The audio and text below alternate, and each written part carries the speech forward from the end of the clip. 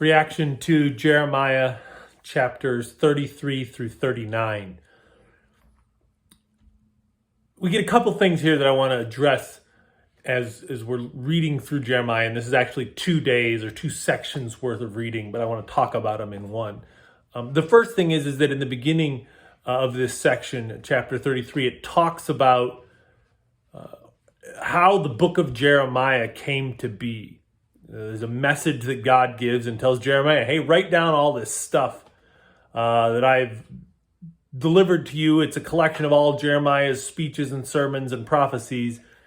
And so he gets a scribe, this guy named Baruch, and they write it down.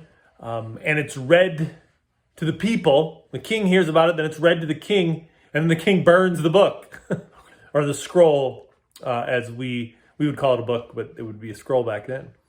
And then Jeremiah kind of rewrites this. And it's interesting that we know, I think this gives us a good indication and an understanding of how the Bible came to be. I believe God inspired people to write accounts and prophecies and histories and teachings. And they did the best job they could, right? They used the best possible technology. Jeremiah gets a professional writer to help him account these things. It says he sat there and he dictated and the writer wrote it down. And this is a cool thing, cool way for us to understand how scripture came to be. And then the second thing is, as we read in the later chapters, just how bad it was for Jeremiah. And we don't tend to think of this reality of Jeremiah. There's no account that Jeremiah was in any way unfaithful to what God was leading him to do. He was faithful. He was diligent. He spoke what God told him to speak, even when it was inconvenient. And nothing ever went well for Jeremiah. It seems like no one listened to him. He gets thrown in jail. People are trying to kill him. He gets dropped into an old cistern and stuck in the mud. Jerusalem's conquered and he's left behind. And I think it's important for us to remember that being faithful to God is always the best thing to do. And in Scripture, we see that leads to Jesus and it leads to the dealing with the sin problem. But in the immediate moment, it may seem that faithfulness leads to negative consequences. And in Jeremiah's case, it did.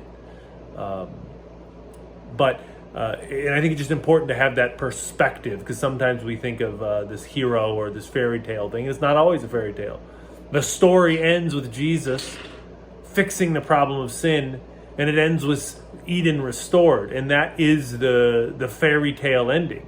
But the part in the middle isn't always a fairy tale, and I think it's just good for us to be honest with honest with ourselves about that.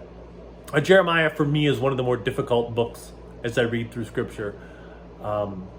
It seems to be negative at times. It seems to be just talking about the pain that happens because of sin.